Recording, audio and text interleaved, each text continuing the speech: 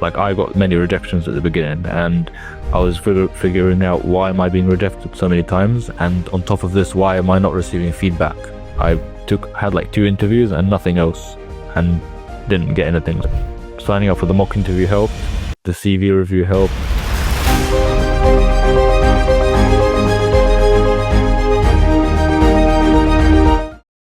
Thank you for joining us, Omar.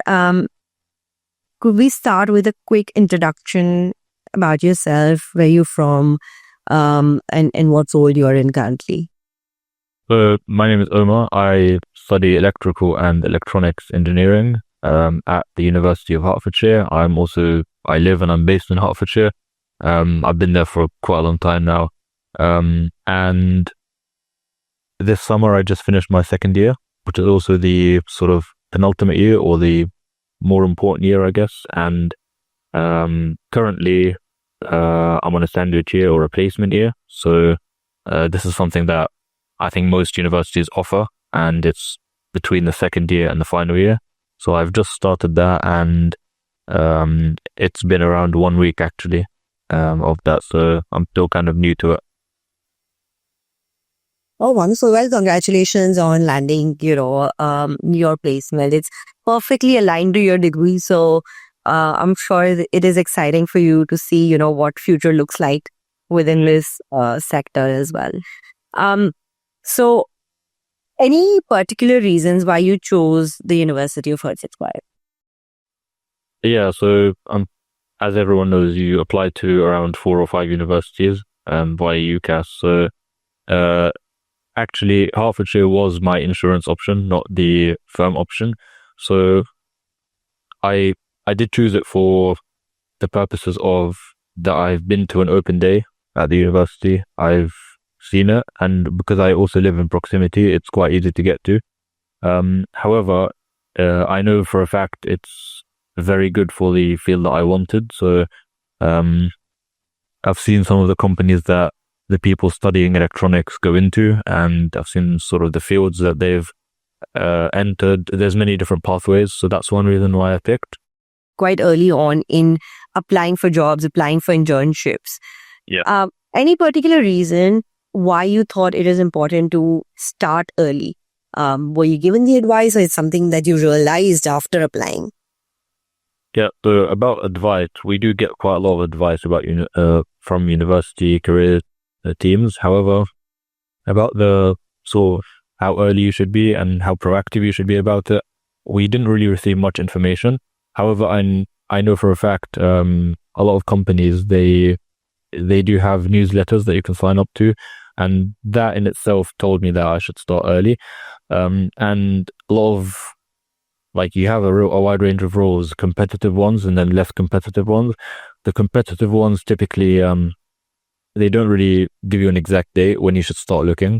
So typically, I start in September. Most students begin in September. So I was sort of looking maybe from mid-August onwards.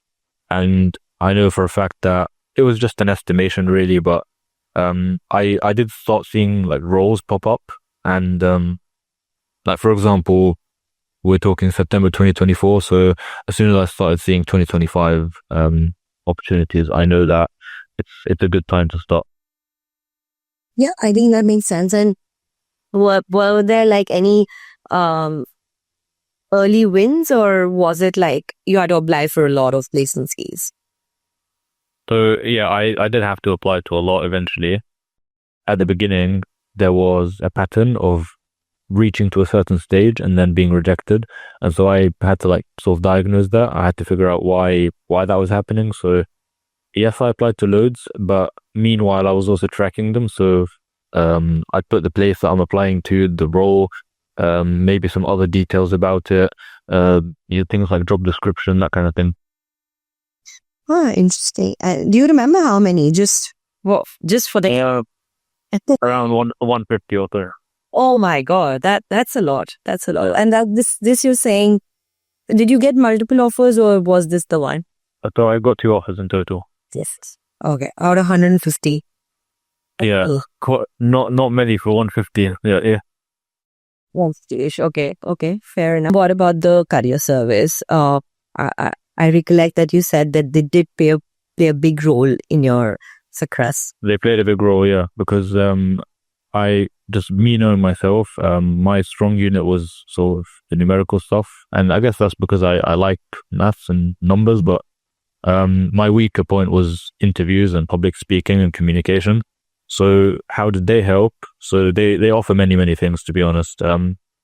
Just to name a few examples, they offer mock interviews.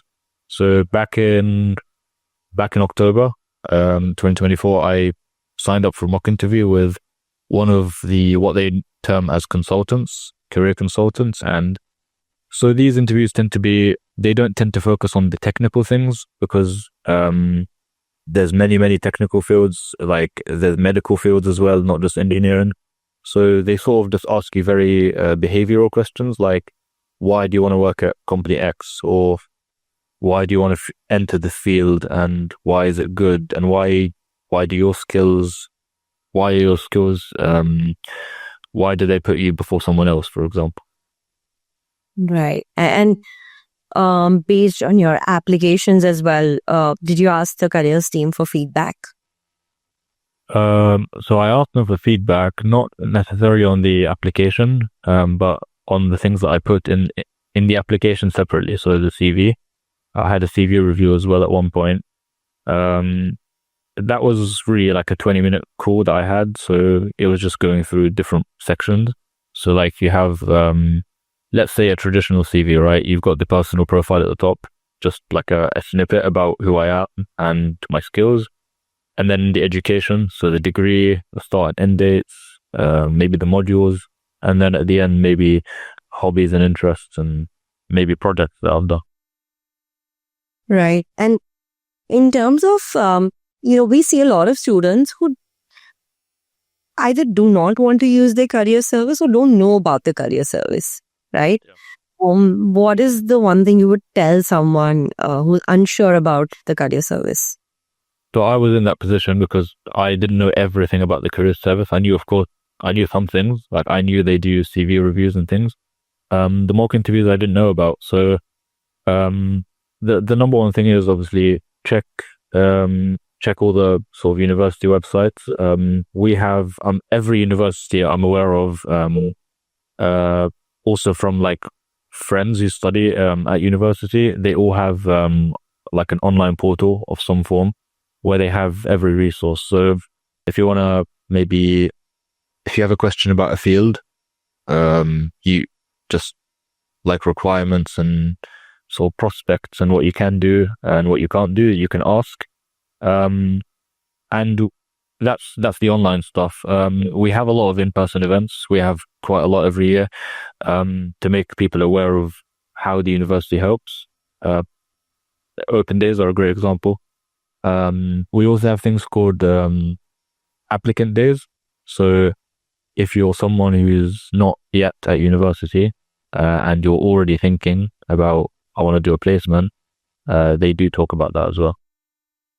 Okay, wonderful. Yeah, I mean, that's one thing that we also advise students all the time, that, going to the career service is a great start. And fun fact, students who go to the career service most often end up getting jobs. So I don't know what the correlation is, but there's definitely something that they're adding to the value chain. Can I add to the previous point something as well? We do have things in Hertfordshire specifically called career coaches.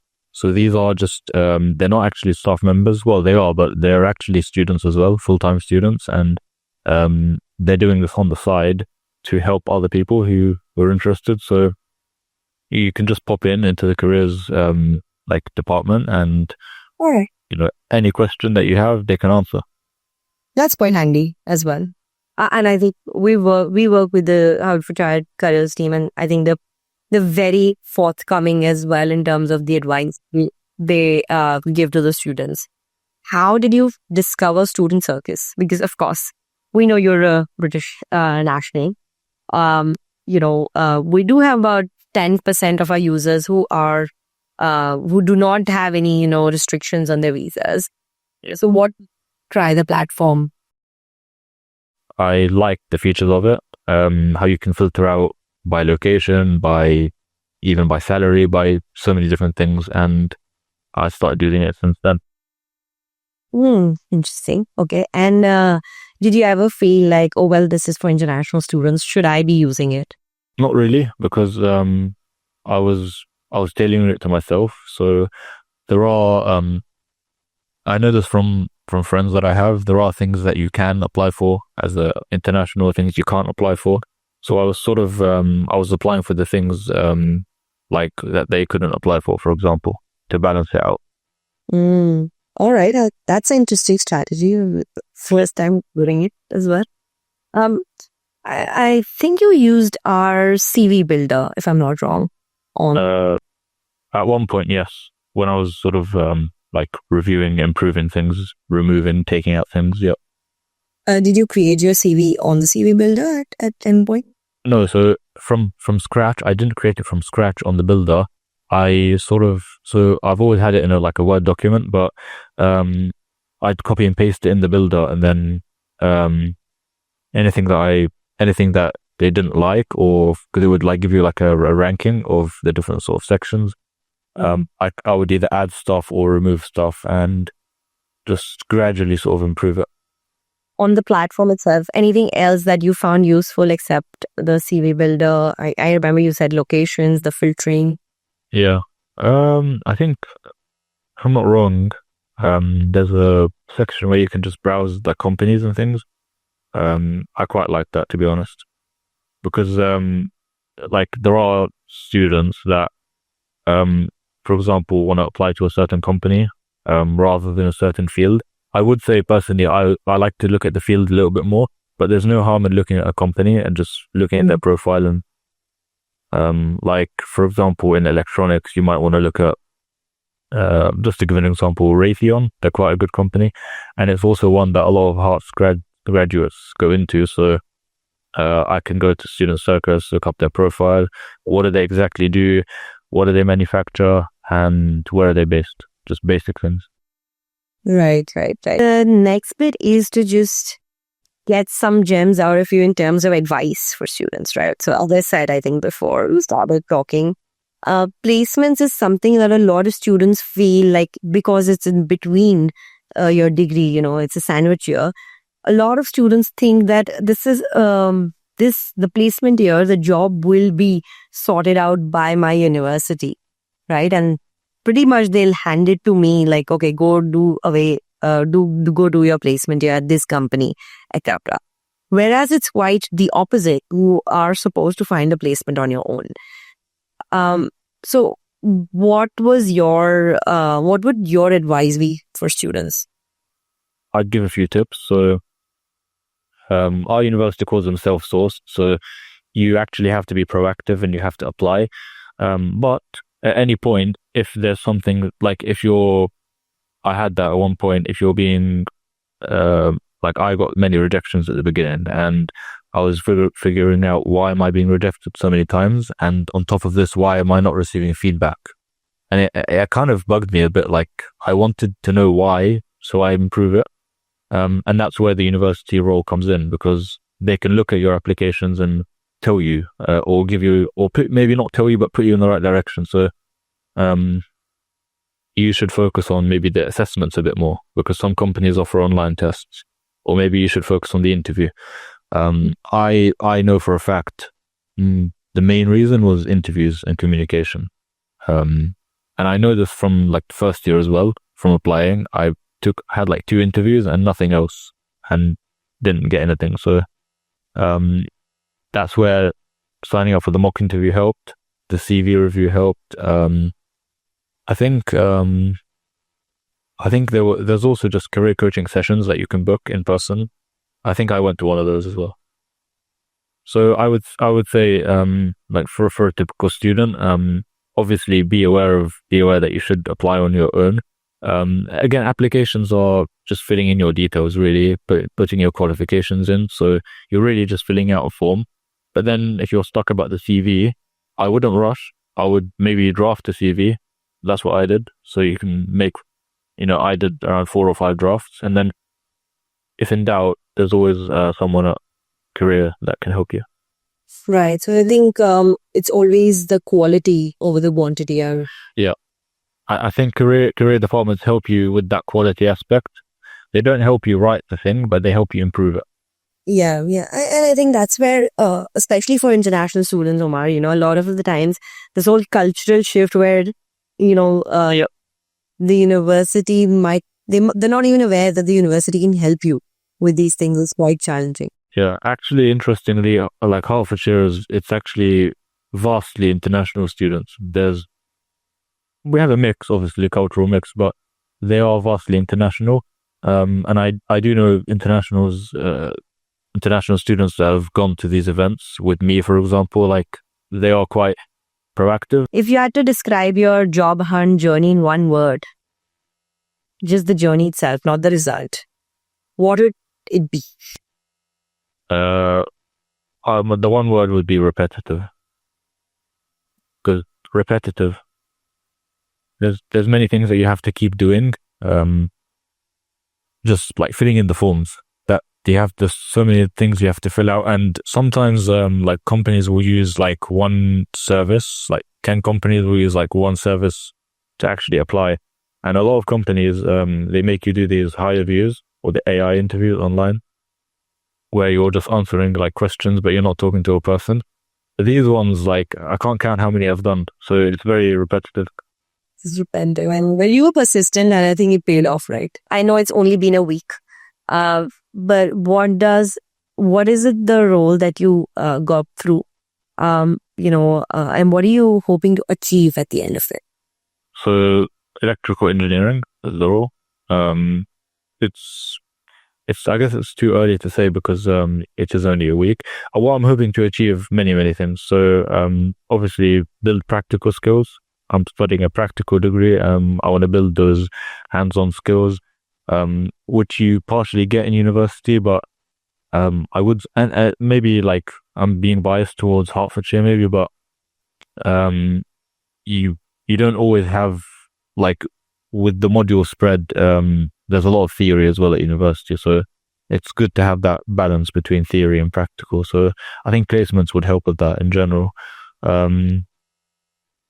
I guess another thing I'm hoping to achieve is like be more well-rounded.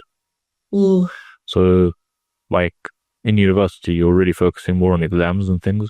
And there was that balance, actually. Maybe I forgot to mention, but as I was applying, it was a bit challenging because I want high grades as well. I don't want to sort of sacrifice that and, put that to one side. So it's, I guess, good to build soft skills so that maybe when I come back in the final year, I could do both at the same time, get high grades, but also have like good time management, communication, planning, problem solving, all these soft skills. Yeah, super important as well, especially if culturally you're kind of new to the country as well. Do you have a plan B in your head? Like, what if I don't get placement? Do I just do an internship or? Yeah, I had a plan B vaguely. There are short. So again, I'm doing a 1 year, right? But you do have other types. You've got very, very short ones, like 6-8 weeks. I do know friends that are doing those. And then you have like the ones that span from the summer till September, or maybe till late August, couple months, 3 months. So I had that, I guess, as the beginning of plan B. And if that didn't work, I guess maybe plan C would have been start the final year, so with no practical experience, but I would maybe make use of a grad scheme afterwards. It's only been 1 week, but what have you been doing so far in your job? Yeah, what I've been doing, so mainly induction. So there's a lot of there's a lot of information that I've been given for the next 2-3 months, which I'm sort of reading. A lot of like training, so I'm sort of gradually going over that. There's many like different types. You've got the IT side of things, health and safety, that kind of thing.